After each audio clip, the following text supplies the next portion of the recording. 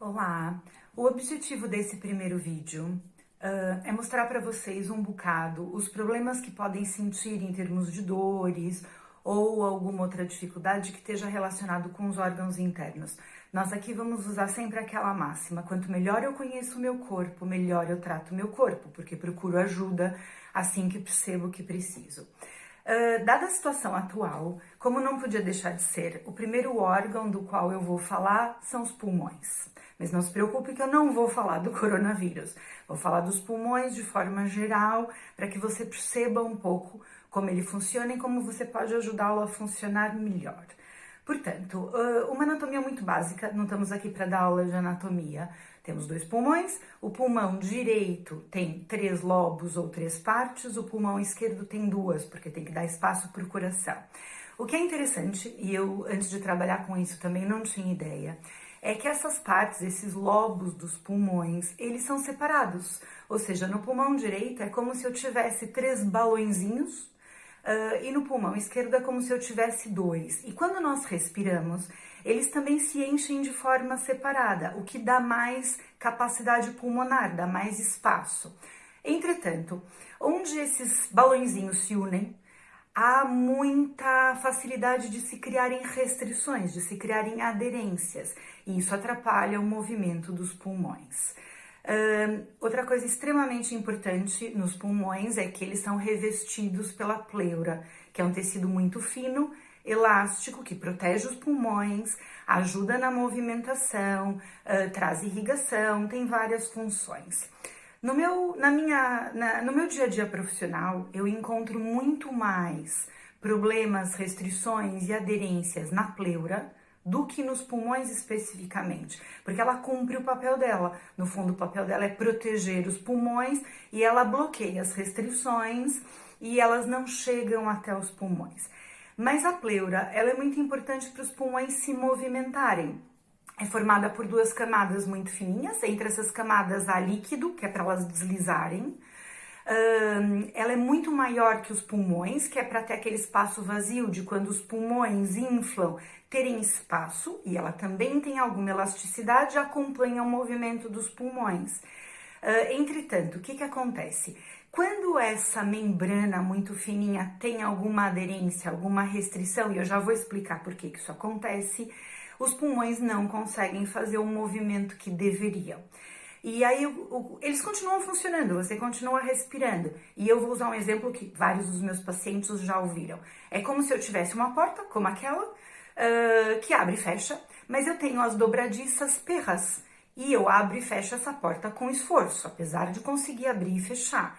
Entretanto, eu abro e fecho essa porta 20.000 vezes por dia, que é mais ou menos o número de vezes que um órgão se movimenta. Portanto, ao longo do tempo, ao longo dos anos, esse esforço na movimentação vai causando uma série de outros problemas, que eu também já vou explicar, para vocês entenderem o que sente e com o que é que isso está relacionado. A pleura, ela é um tecido muito... Os tecidos, ela é uma fáscia, é um tecido de proteção, um tecido conjuntivo. Esses tecidos são sempre importantíssimos no corpo.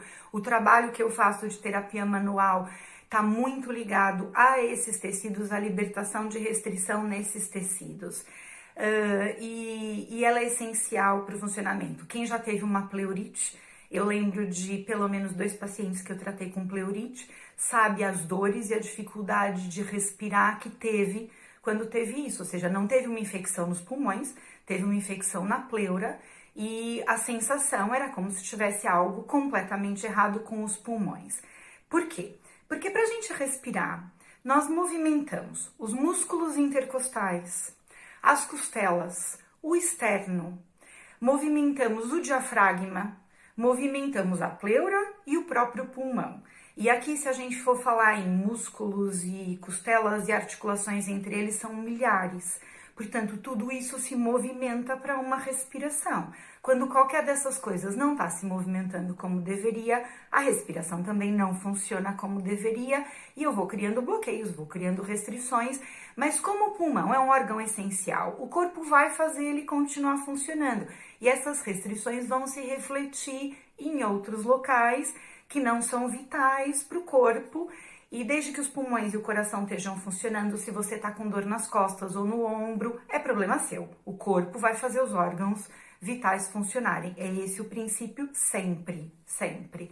Quando a respiração é forçada, e isso acontece muitas vezes, não só em esforços físicos, mas por causa de estados emocionais alterados, eu vou ter também, além daquelas estruturas que eu disse, vou ter um esforço acrescido dos músculos das narinas, da glote, da coluna e do pescoço. E é por isso que eu também, por causa dessas situações, acrescento uma série de tensões nessa musculatura. Levanta a mão quem nunca teve dor no pescoço, não é? Portanto, isso é o nosso dia a dia, eu trato isso várias vezes, todos os dias. Portanto, a respiração precisa de uma série de coisas, não é só dos pulmões, ok? Só falando um bocadinho da situação do coronavírus, como não podia deixar de ser, um dos problemas desse vírus é que enquanto a maior parte das infecções, ou pleurais, ou pulmonares, elas são localizadas, ou seja, eu tenho uma localização às vezes em um lobo e os outros continuam funcionando normalmente. Nesse caso, nesse vírus, há uma infecção espalhada, mesmo nos casos onde ela não é grave, há uma situação mais generalizada pelos pulmões. Isso também dificulta um bocado essa situação. Quando eu tenho uma infecção na pleura, ela deixa de ter aquele movimento elástico, portanto, ela atrapalha a respiração. A mesma coisa acontece nos pulmões, além de outros aspectos da inflamação, que não vem ao caso aqui, ok? Eu fiz aqui uma lista das coisas que são importantes para não esquecer.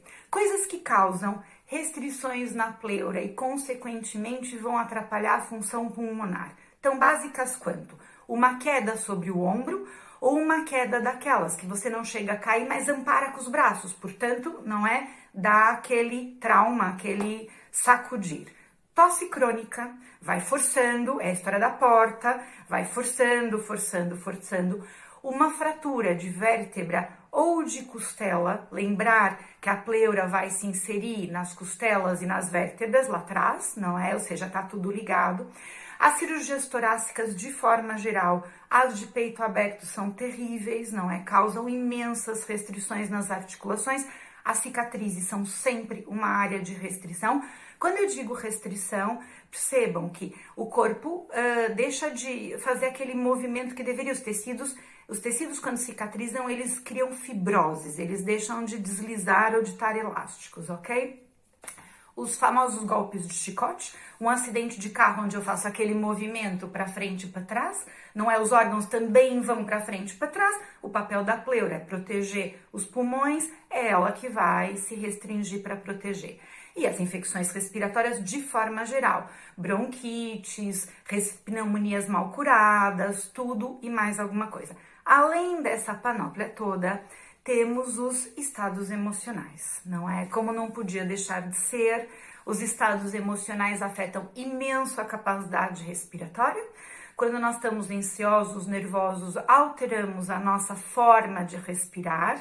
E essa alteração da forma de respirar, o corpo não compreende isso e vai no corpo físico, na mente nós estamos estressados, o corpo físico vai ver aquilo como um bloqueio físico, não é? Ele lida com aquilo como uma coisa física.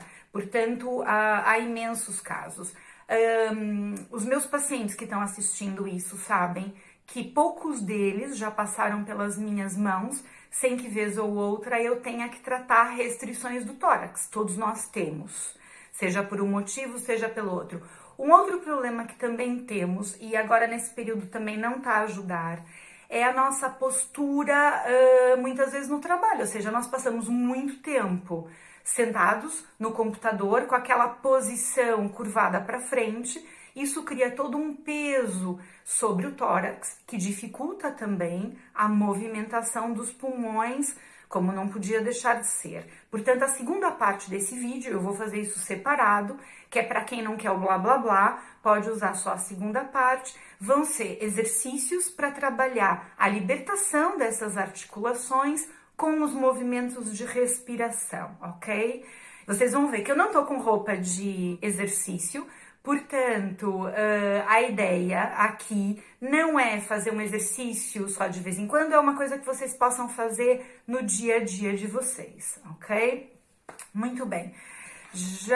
Coisas importantes. As dores que vocês têm que podem estar relacionadas, então, a essas restrições. A pleura, como eu disse, é um saco muito fininho, com o pulmão lá dentro, né?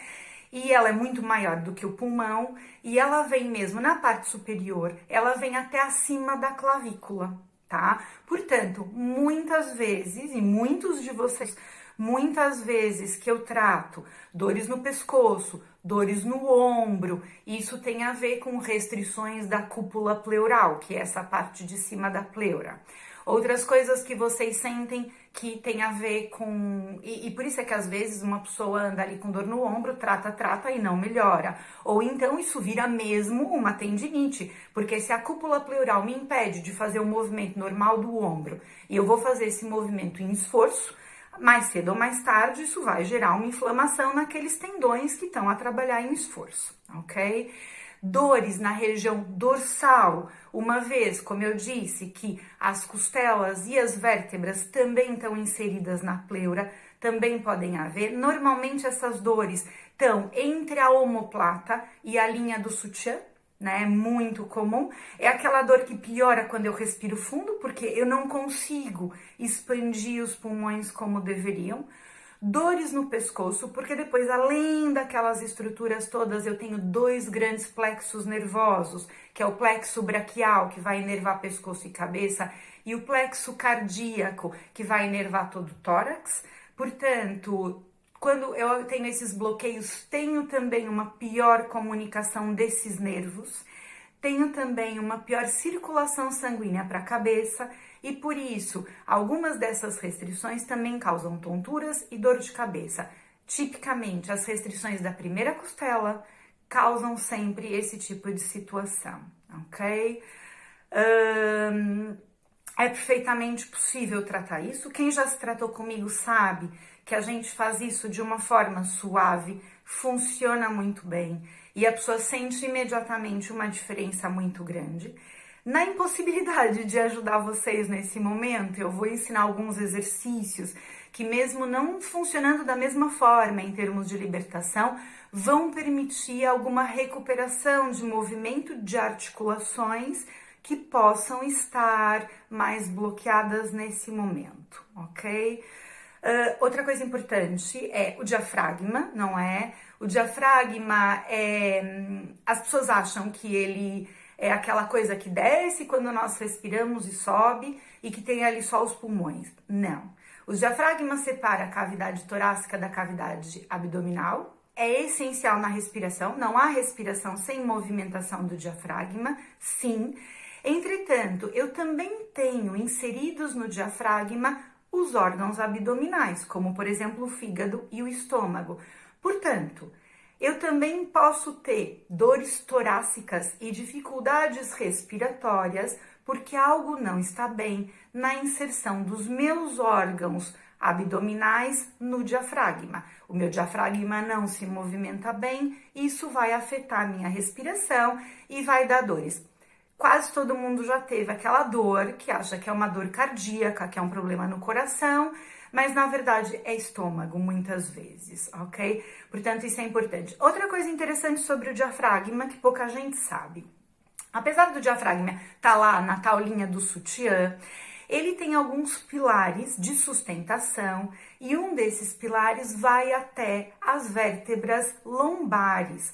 Por isso, muitas vezes as dores lombares também têm a ver com dificuldades de movimentação do diafragma. Portanto, tudo está ligado a tudo. O corpo não fica doente em uma parte. Quando eu tenho uma parte que não está bem, o todo vai ser afetado, ok? Portanto, eu quis aqui dar uma luz para vocês. Mandem perguntas, digam se isso ajuda em alguma coisa. Digam o que mais vocês acham interessante que eu possa falar para vocês perceberem como isso funciona. O que vocês têm que entender é uma coisa sobre os pulmões. Respirar foi a primeira coisa que nós fizemos ao nascer e a última coisa que nós vamos fazer antes de morrer. Portanto, a respiração é essencial. Existe uma lenda na Índia muito gira, os meus alunos de yoga já me ouviram contar essa história, que diz que cada pessoa que nasce com um número pré-determinado de respirações e que nós não somos capazes de alterar esse número. Entretanto, nós somos capazes de alterar o tempo de cada respiração. Se ao invés de eu fazer uma respiração acelerada, de quando eu tô nervosa, eu fizer uma respiração longa, eu sou capaz de, em vez de talvez fazer 12 respirações por minuto, fazer 6. Então, os indianos dizem que controlar a respiração é controlar a própria vida. E é por isso que a respiração também é uma parte muito importante do yoga. E eu vou depois gravar um áudio para vocês, que é para vocês fazerem deitados, de olhos fechados, e acompanhar alguns exercícios respiratórios, que são bons não só para a saúde dos pulmões, mas para controlar os estados emocionais, que nessa altura também, se calhar, não estão os melhores, não é? Portanto, vamos tentar trabalhar um pouquinho isso e nós temos armas para isso. Quando vocês marcam uma consulta comigo, eu faço sozinha muito desse trabalho. Agora, nós vamos ter que fazer a nossa própria parte. Estou aqui para vos ajudar, mas vamos ter que fazer a nossa própria parte, ok? Portanto, outra coisa interessante na medicina chinesa sobre os pulmões é que os pulmões, eles armazenam a alma corpórea, não é? É quase como quando nós nascemos e damos a primeira respiração, aquela alma corpórea vem para o corpo. E é a nossa forma de conexão principal com o exterior. Se nós fecharmos os olhos e respirarmos, é assim que nós vamos sentir o exterior. E é muito importante controlar a respiração para controlar uma série de aspectos na nossa vida. Quem tem problemas respiratórios recorrentes, como asma, tudo isso sabe o quanto é difícil. As síndromes do pânico, os ataques de pânico, por exemplo, podem ser perfeitamente bem trabalhados quando a pessoa aprende a controlar a respiração e usar a respiração para acalmar aquele estado de consciência, aquela mensagem que foi para o cérebro de alguma coisa está errada e eu estou a morrer. E quando nós controlamos a respiração, a mensagem passa a ser tá tudo bem, ok? Portanto, vamos tentar usar essa conexão mente-corpo de uma forma positiva. Se eu estou estressado, aquele estresse é descarregado nos plexos nervosos do corpo. Se eu relaxo, se eu consigo acalmar aqueles plexos nervosos, a mensagem volta para o meu cérebro como tá tudo bem, ok? Pronto, mandem os comentários, mandem as perguntas, vamos ver se conseguimos aqui trabalhar em conjunto. Portanto, a parte 2 desse vídeo vão ser os exercícios para vos ajudar a trabalhar um bocado essa parte e perceber melhor o corpo e assim tratar melhor do corpo, porque vai ser só esse, do início ao fim da vida, ok? Um beijinho!